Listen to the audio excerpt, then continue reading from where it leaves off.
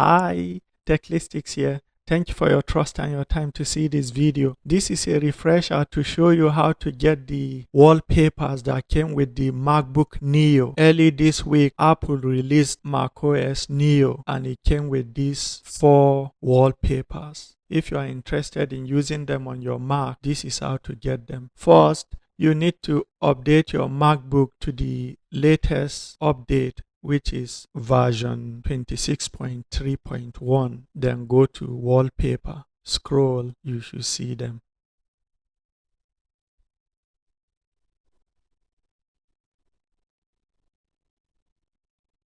See?